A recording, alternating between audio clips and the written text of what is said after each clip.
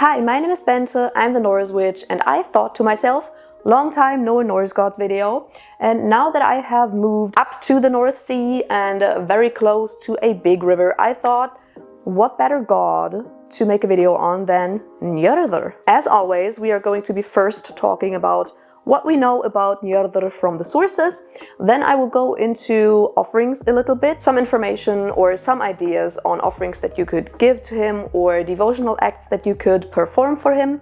And then in the end, I will tell you a little bit about what the community thinks about Njörðr and what their experience is with him. I want to quickly say before we really start out that I have not really worked with Njörðr at all. I have never given him a separate offering, I've never prayed to him separately, nothing like that. I can really only give you the blank facts, what we know from the sources, and then give you some ideas for offerings. So none of the offering ideas that you will find in this video are things that I have tried out, but well, that is what the community part is about. Some of you are already working with him or have at least some kind of experience with Njörðr, even though I don't have anything to tell you about my personal experience with him, other people do. So with that little disclaimer out there, let's hop into the video.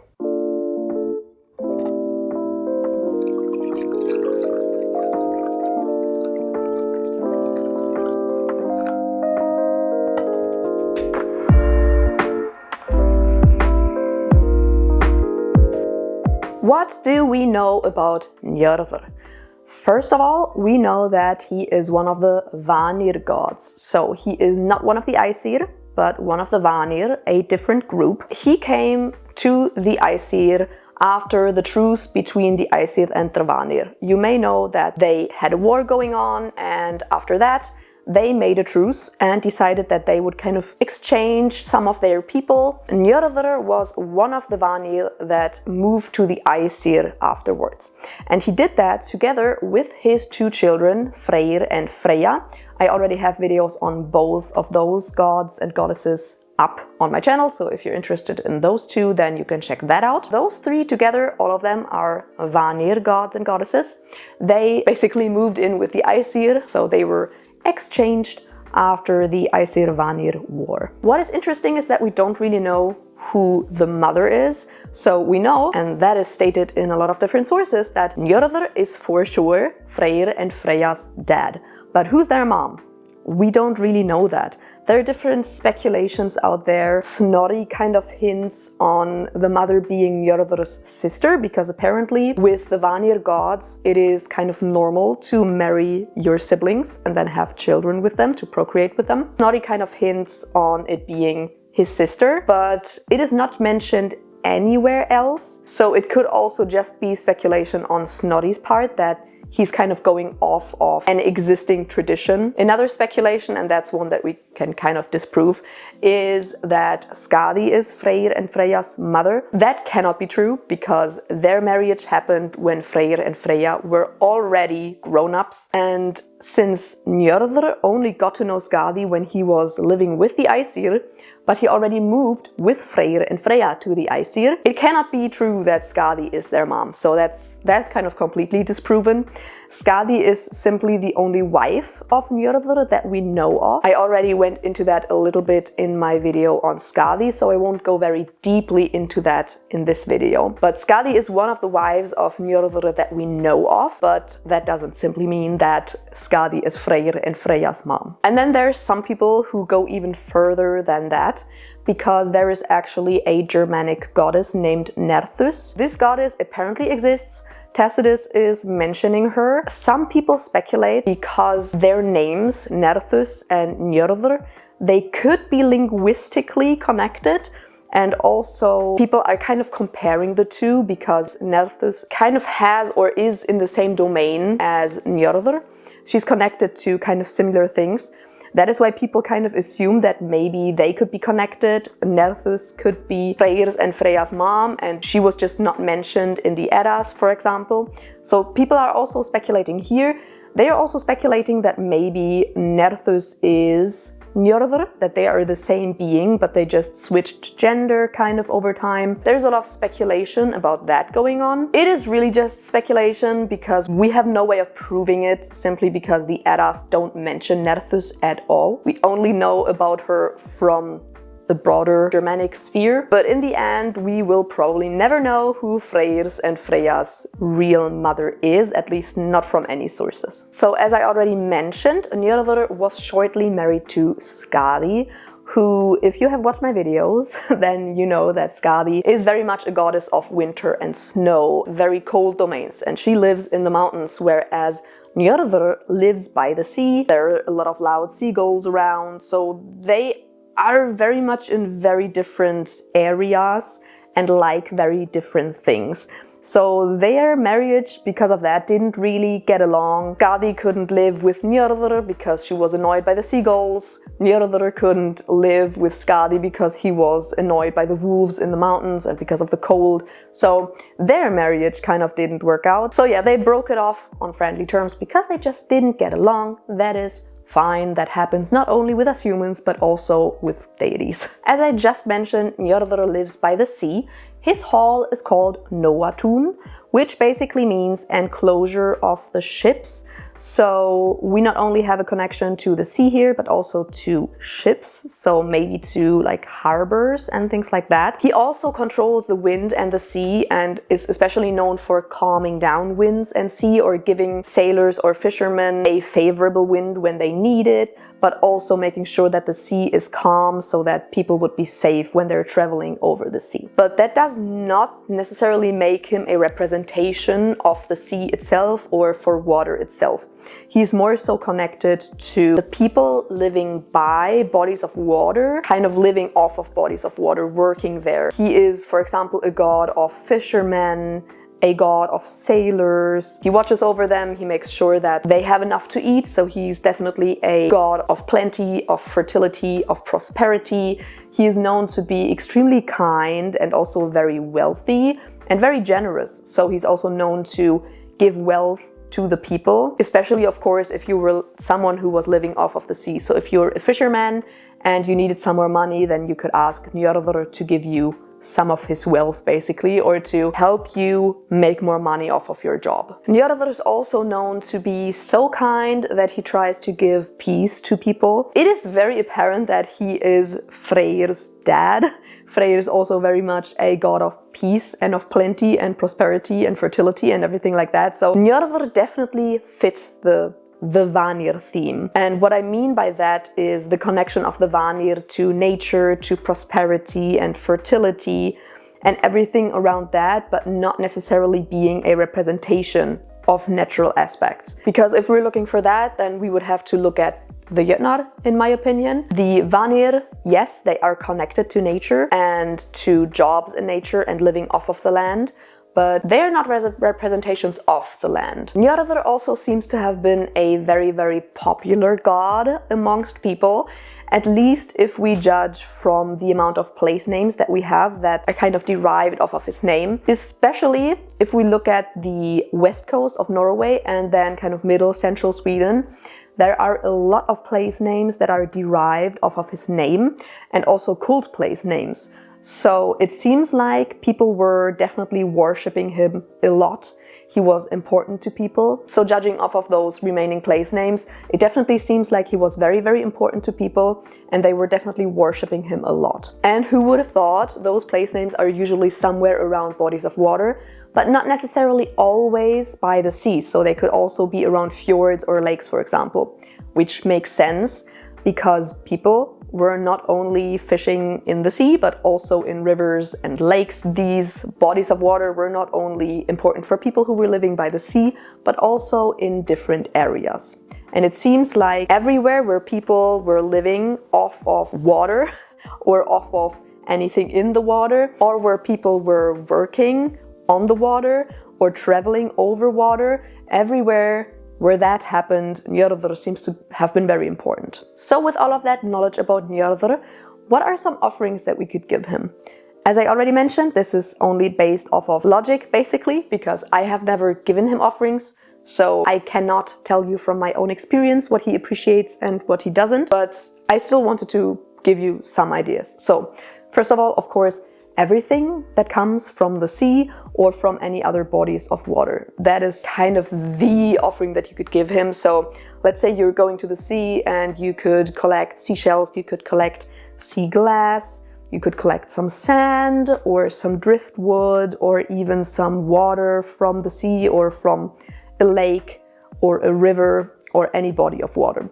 That is, of course, like the prime offering, because if he is connected to bodies of water, then of course give him offerings that come from there. So of course, if we're looking for food offerings, then fish or other kinds of seafoods, that would be great.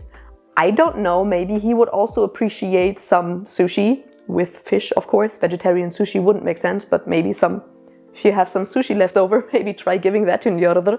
Maybe he would appreciate that. Also, I would say if you want to give him some decor for an area on an altar or something, then any kind of nautical decor. I would kind of really like to give him like a bottle ship.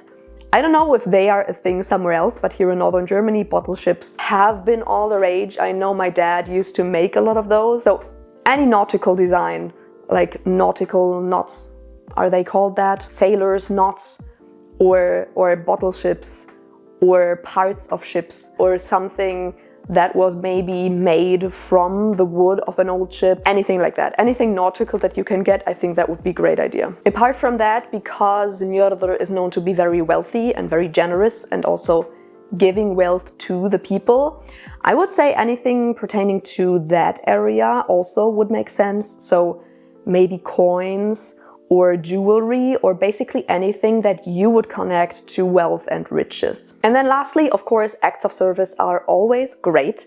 If you happen to live by a body of water, then cleaning that or cleaning the area around that would be great. If you live by a beach, beach cleaning, our beaches are so disgusting. So beach cleaning would be amazing, or maybe donating to a cause that helps sea wildlife, something like that. You could also, if you live farther away from a body of water, you could go to a body of water as some kind of pilgrimage situation.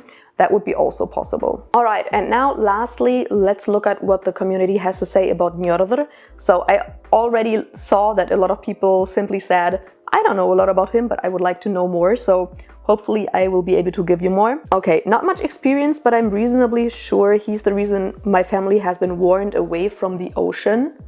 I could see that if the ocean isn't really safe. He probably knows his domain. The ocean is very much his domain, so I could see that be the case. I worship Njörðr today as a god of travel as well as a god of water bodies. Yes. He's also good for prosperity rituals. Yeah, definitely. I chant his name in my Njörðr rituals sometimes. It's not necessarily known that he has a connection to magic, but the Vanir are known to have a connection to magic. I would actually like to try that, like to get him to help in some water magic or something. That would be interesting. I live and work on a 120-foot barge on the Caledonian Canal in Scotland. Being a boat and also my business, I've spoken to him many times. That makes a lot of sense. This is my first year as a Norse pagan and I have found his help to be invaluable. The business is doing well, the boat is in great order and I feel really happy. Yeah, I mean, you are probably like the prime person to ask Njörðr for help and to have kind of a personal relationship with him. So that sounds amazing. I used to work with Njörðr a lot actually and only stopped because I moved away from the ocean. I had a lot of great experiences. I even owe the life of my nephew to him after I prayed and prayed as my sister's pregnancy had severe complications. He may have lived without the prayers, but I like to believe that it helped. I also did a lot of shamanic rites around the shrine I built to Njörðr that helped expand my consciousness. I can leave some of my prayers, evocations and invocations here too. Okay, that sounds great. I will read that, but it's pretty long, so if you want to skip, I guess I will put a timestamp. Njörðr, father of the sea, you who gave us the wind and wealth and life itself. You who feed me knowledge of myself such that I might grow. Keep me while I live and embrace me in death. Only through you may the world grow, from sea to land to sky to sea. You who breathe new life into every creature that dies in your domain. From sea to land to sea you move your hand and give hope to those lost upon the waves. Njörðr, you whose protection reaches the harbor and the seaside rocks, the beaches and the fisheries, you who defend against Rán and her wild daughters, you who battle Ægir himself with sword and axe, you who ends storms and calms the wrath of the seas. Whisper to me through the wind, such that I might understand. You whose name is Njörðr, king of the Vanir, lord of druids. May my flame burn far and wide, but may you stop it lest it spread into chaos. I give unto you these offerings, Njörðr, father of the sea, and thank you for all that you provide me. Thank you, Njörðr. May this be worthy of you as I am worthy of myself. That is amazing, and I bet a lot of people could use this. This is great. Thank you so much for providing that. I love that. I see Njörðr as a god of travel, especially travel overseas. Boats were the primary mode of transportation back then, and with him being a sea god, it made sense to ask him for safe passage when on a journey.